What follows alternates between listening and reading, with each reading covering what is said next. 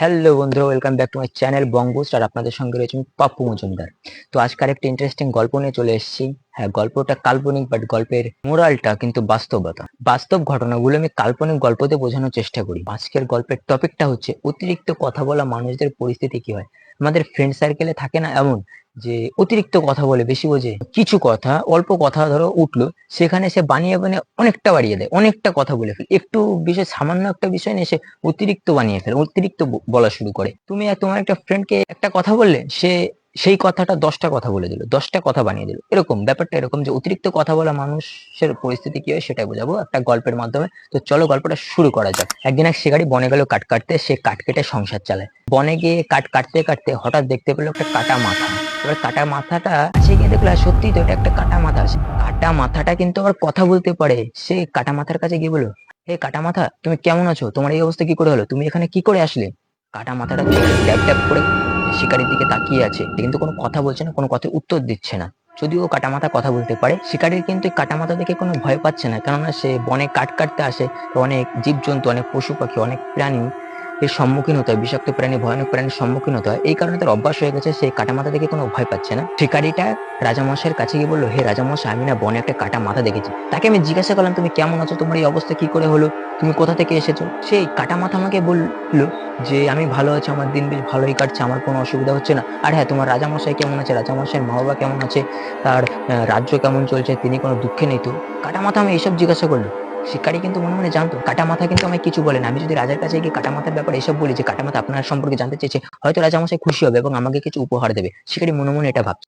এবার রাজামশাই তো বিশ্বাস করছে না যে কাটা মাথা কি করে কথা বলতে পারে। হ্যাঁ, রাজামশাই এটা বিশ্বাস করেছে যে কাটা মাথা থাকতেই পারে, কারণ রাজ্যের যে অবস্থা, যুদ্ধ ফুদ্ধ হয়, কোথায় কে খুন কারাপি হয়ে যায়, কে কাকে মেরে দেয়, কার গলা কোথায় কেটে রেখে দেয়, এরকম হতে পারে। তো রাজামশাই বিশ্বাস করতে কাটা মাথা কথা বলতে, তখন তা বিশ্বাস না করায় সে জল্লাদকে বললো, রাজামশাই জল্লাদকে বললো, জল শিকারীর সাথে গিয়ে দেখে আসো তো যে এটা কাটা মাথা আসলে কি আছে কিনা, আসলে কি কাটা মাথা কথা বলছে কিনা, শিকারী কি সত্যি কথা বলছে কিনা। যদি শিকারী সত্যি কথা বলে, শিকারীর কথা যদি সত্য প্রমাণিত হয়, তো শিকারী আমার কাছে যে উপহার চাইবে আমি সেই উপহারই দেবো, বা আমার সাম্রাজ্যের কিছু জমি তাকে দেবো, বা সে যেটা চাই আমি তাকে সেটাই দিয়ে দেবো। তো জল্লাদ গেল শিকারীর সাথে বনে গেল।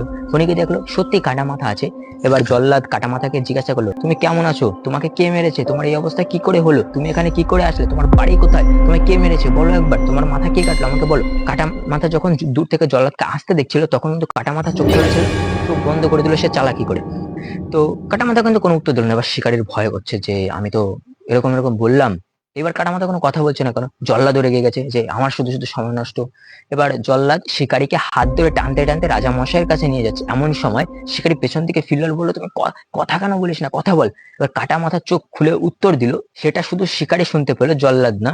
এবার কাটা মাথা বলল, হে শিকারী, এবার বুঝতে পারছো তো আমার এই অবস্থা কি করে হলো? আমি কোথা থেকে এসেছি? আমার মাথা কেন কাটা হয়েছে? শিকারী বললো, কেন? কিন্তু এটা কিন্তু জল্লাদ কিছু বুঝতে পারছে না। একটা আত্মা টাইপের হয় না, একজনের ভূত যেমন একজনের সাথে কথা বলে আরেকজন দেখতে পায় না, ঠিক তেমন কাটা মাথা কথা বলছে তখন শিকারীর সাথে জল্লাদ বুঝতেও পারছে না। যাচ্ছে, টেনে নিয়ে যাচ্ছে শিকারীকে, আর তখন কাটা মাথা বলছে। এবার কাটা মাথা বলল, আমি এরকম অতিরিক্ত কথা বলার কারণে, অতিরিক্ত বেশি বোঝার কারণে, আমি অতিরিক্ত বানিয়ে বানিয়ে বলার কারণে আমার এই অবস্থা। আমাকে একজন মেরে ফেলেছে, আমাকে একজন গলা কেটে, রাগে গলা কেটে আমাকে এখানে ফেলে দিয়ে গেছে, কারণ আমি অতিরিক্ত বলেছি, তার নামে অতিরিক্ত বেশি বেশি বলেছি। এবার বুঝতে পেরেছো তো যে আমার এই অবস্থা কি করে হলো? তো তুমিও তো বেশি বেশি বলেছো, বানিয়ে বানিয়ে বলেছো, অতিরিক্ত কথা বলেছো, বেশি বুঝতে গিয়েছো, ভালো সাজতে গিয়েছো। তো দেখো এবার তোমার অবস্থা কি হয়। মূলত গল্পটা এই পর্যন্তই, যে গল্পটা যদি শুনে থাকো, যদি গল্পটা বুঝতে পারো, মন দিয়ে শোনো বা মন দিয়ে বুঝতে পারো, তো অতিরিক্ত কথা বলার ফল কি হতে পারে তোমরা এই গল্পটা থেকে নিশ্চয়ই বুঝে গিয়েছো, তাই না? তো ফ্রেন্ড সার্কেল এরকম থাকে, সমাজে এরকম থাকে, অনেক বহু মানুষ থাকে যে অল্প কথা পেলে সেটা এত বড় বানিয়ে ফেলে। হাত দিয়ে দেখালাম, এত বড় বানিয়ে ফেলে। তো একটু কথা এত বড় বানিয়ে ফেলে। তো অতিরিক্ত কথা বলার ফলে কি হয় সেটা বুঝতে পেরেছো। তো অতিরিক্ত কথা বলবে না, যেটুক জানো, যেটুক বোঝো, তুমি যেটুক জানো, যেটুক শুনেছো, যেটুক বুঝতে পেরেছো, তুমি সেটুকুই বলো, সেটুকুই জানো, জানার চেষ্টা করো, সেটুকু এক্সপ্লেন করো। বাট এর বেশি কিছু জানো, যদি অতিরিক্ত কথা বলতে যাও, অতিরিক্ত বেশি বুঝতে যাও, তো কাটা মাথার মতো অবস্থা হতে পারে, বা অতিরিক্ত বেশি বোঝার ফলে তুমিও বুঝতে পারবে যে তোমার কি হতে চলেছে। তাই বলি, অতিরিক্ত বেশি বুঝবা না, অতিরিক্ত বেশি বোঝা যাবে না, অতিরিক্ত কথা বলা যাবে না, অতিরিক্ত এক্সট্রা বানিয়ে বানিয়ে, মূল কথা যেটা এক্সট্রা বানিয়ে বানিয়ে বলা যাবে। এরকম অনেক মানুষ আছে ফ্রেন্ড সার্কেলে বা সমাজে, অনেক অনেক অনেক মানুষ আছে যে অতিরিক্ত বলে, বানিয়ে বানিয়ে বলে, লোকের কাছে ভালো সাজাতে চায়, লোকের কাছে ভালো সাজতে চায়, নিজের দাম বাড়াতে চায়, ভালো ভালো কথা বলে, অতিরিক্ত বেশি বলে যে হ্যাঁ আমি সব জানি, এরকম বলে বেশি বোঝে, অতিরিক্ত কথা বলে।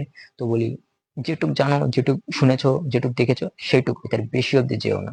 তো গল্পটা আশা করি ভালো লেগেছে। যদি গল্পটা ভালো লেগে থাকে তো আমার এই ভিডিওটা লাইক, কমেন্ট, শেয়ার করবে। আর আমার ভিডিও যদি প্রপারলি তোমার ভালো লাগে, তো এরকম এরকম আরো শিক্ষণীয় ভিডিও পেতে, এরকম আরো সত্য কথা পেতে, এরকম আরো রিয়ালিটি গল্প পেতে, রিয়ালিটি কন্টেন্ট পেতে আমার চ্যানেল সাবস্ক্রাইব করে রাখো।